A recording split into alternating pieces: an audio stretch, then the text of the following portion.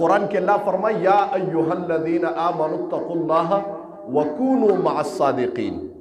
الله وی ستا خو ناسته پاسته کیږي نو ته کوشش وکړه، اثر به ته قبلې، بد به هم قبلې او اثر به هم قبلې، خو کوشش وکړه. ګوره قرآن کې الله فرمایي سورې فاتحه کې که مونږ الله مونږ ته د دعا طریقه ښولې ده، مونږ ته الله طریقه ښولې ده چې دعا کوې نو دا یې راته ویلي دي چې صراط الذین انعمت علیهم، خدایه ما ته د هغې کسانو لار وښیه چې تا پې انعام کړی دی، خدایه ما د هغې کسانو سره ملګري کا چې منعم خلک دي، ستا پې انعام شوی دی. او چې کله د پریس دغه راغی چې الله وی ځان وساته نو دوه کرې ته ویلي دي غیر المغضوب علیهم، نه لار د هغه کسانو چې تا پې غضب کړی دی، ولا الضالین، او نه لار د هغې کسانو چې ګمراهان دي.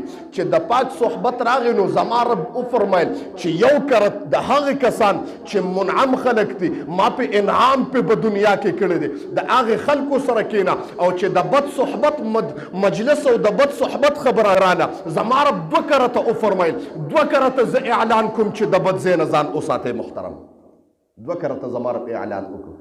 سوره فاتحه کې دا مونږ ګوټه کړې ده، زمونږ بچي بچي او ماشوم ته سوره فاتحه یاد ده. صراط الذین انعمت علیهم غیر المغضوب، نه لار د غضب کړی شو چې تا پې غضب کړی دی، ولا الضالین، او نه لار د ګمراهانو.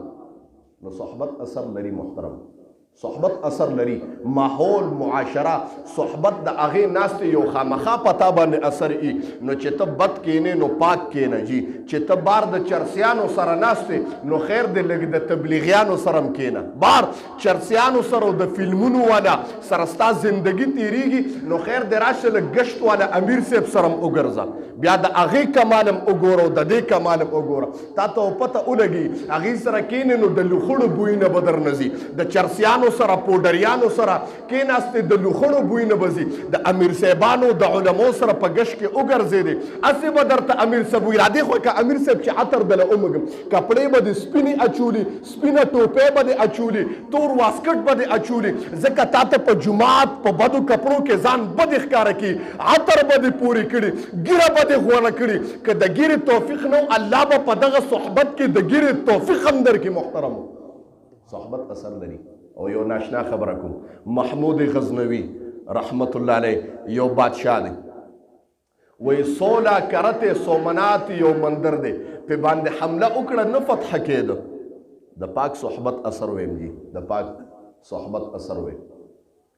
16 کرته وکړه خو مزه ونه کړه جی، فتح ملو نه شو، ځکه کافر به ډېر او مسلمان به کم، فتح نه ملاوېده.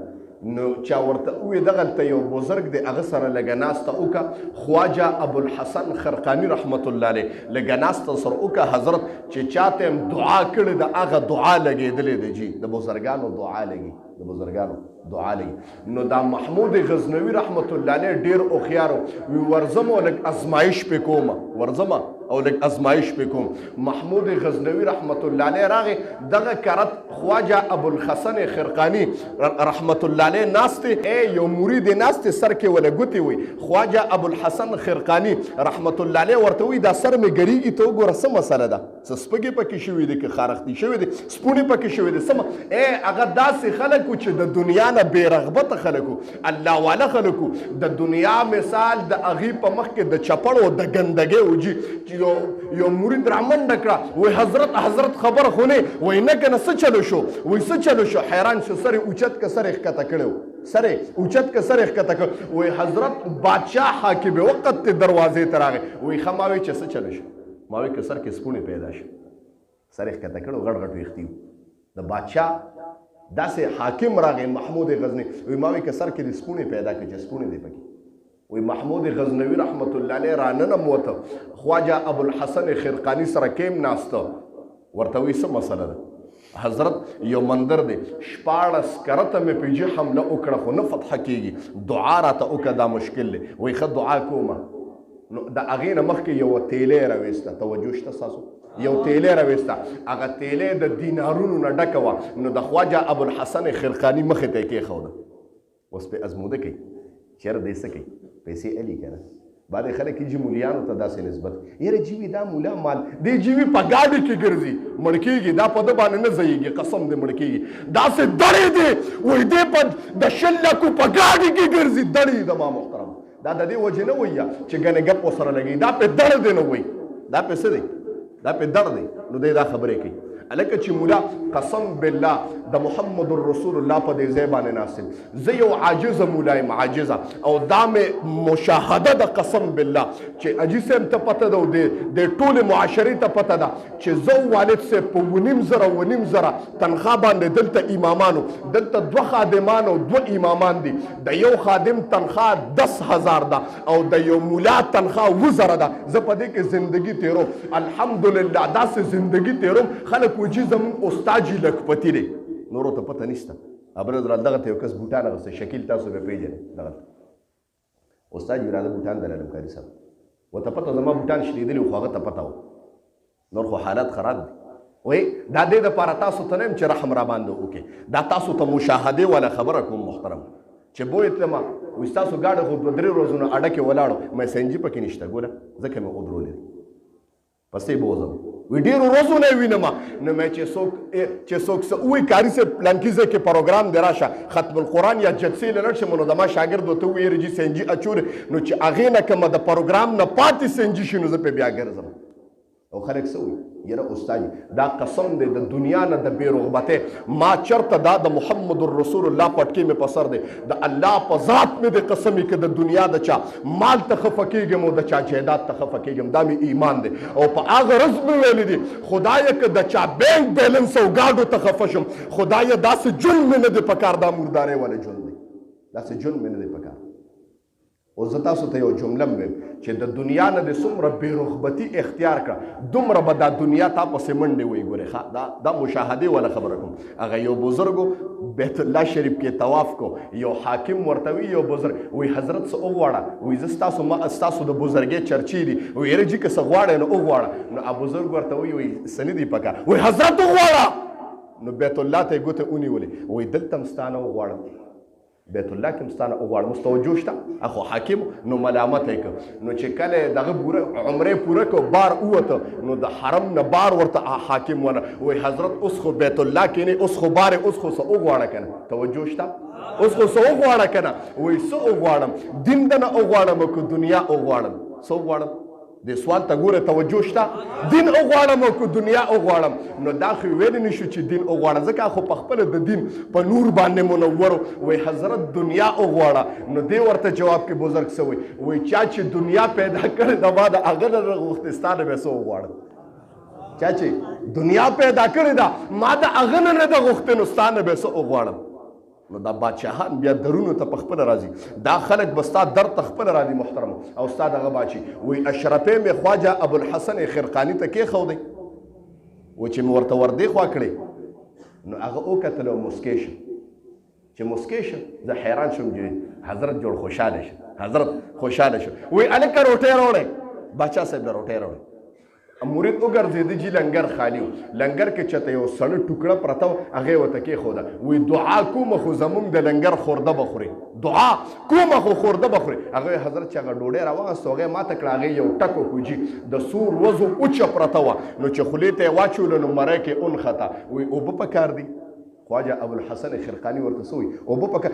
او که د حضرت اونخته وایي چې ستا زمونږ د لنګر اوچه روټۍ نه تېرېږي نو زما به د مرۍ نه لاندې نه تېرېږي نو زما به د دینارو دا ډکه تیلې لاندې څنګه تېره شي دا جیب کې واچو وایي عجیبه مثال دی حضرت وایي زه پوه شم جي تیلې واپس جیب کې واچول حضرت دعا وکړه دعا یې نه شي وایي دعا درته کوم دعا څه کې داسې یو جبه یې ورکړه جبه پېژنې دا ما چې اچولې ده دی یې ونه ورکړه وایي چې کله م ګیر شوې دا جبه د مصلې د پاسه کېده او دعا وکړه خدایه که د دې جبې والا شخص ستا په نیز باندې څه قدر او منزلت نو خدایه مار ته غلبه او فتح را نصیب کړه بیا ګوره چې څه کېږي وایي حضرت دعا دې ونه کړه بس وایي دغه دعا ده وړه جبې ولا ورکړه ترخ کې نیولې دی را روان دی زمانه تېرېده بیا دغه برابر شو وایي چې بیا یې حمله وکړه فتح ولګېده چې کافر را باندې غالب دی او موږ مغلوب یو کافر را باندې غالب دی او موږ مغلوب یو دی یو خیمې ته ننوته هغه جبې را بار کړه 2 رکعات یې وکړه دوه رکعته وکړه او جبه یې مخې ته کېښوده او لاس یې اوچت کړ. ربا که دا جبې والا تا ته معظم او مکرمي خدایه ستا په نس باندې د ده څه قدر او منزلت خدایه ما ته فتح را نصیب کړه. قسم دې سکه الټه شوه. الله تبارک وتعالی محمود غزنوي رحمت الله علیه په 18مه پیره باندې فتح ورکړه. په سومنات کې د دنیا بوتان راړه. خلکو ته حضرت اشرفی درکو خو دا بوتان مه ماتو. هغه ورته وایي زه بوت پرست نه یم چې بوتان خرڅوم، زه بوت شکن یم، بوت ماتول وارم.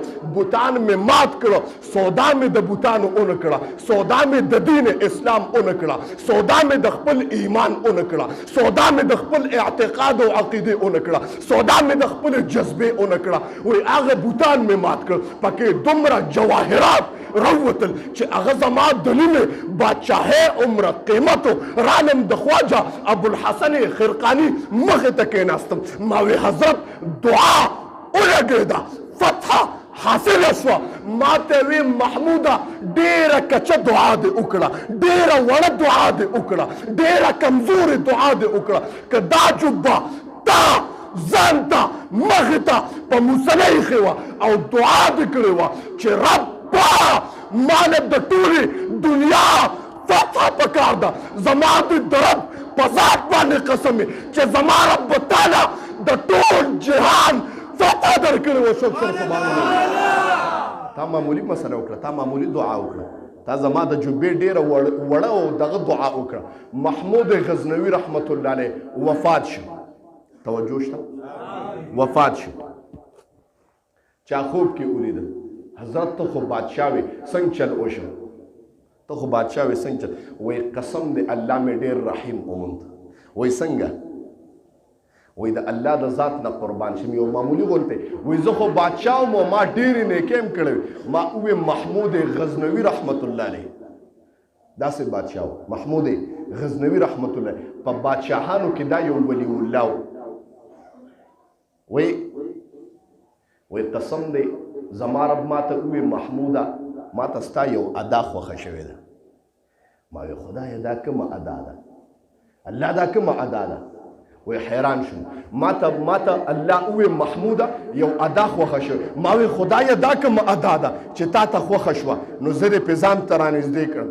زما رب ورته وفرمایل محموده یو پیرت د خواجه ابوالحسن خرقاني خانقاه ته لاړې. نو هغې په خانقاه کې جارو واله، توجه شته، هغې په خانقاه کې جارو واله. نو هغه دوړې الوتې بجای د دې چې تا پوزه پټه کړې وه، نو هغه دوړې دې راواغېستې او په خپل مخ باندې دې ومږلې. وایي دا زما ولی الله دی، دا زما دوست دی.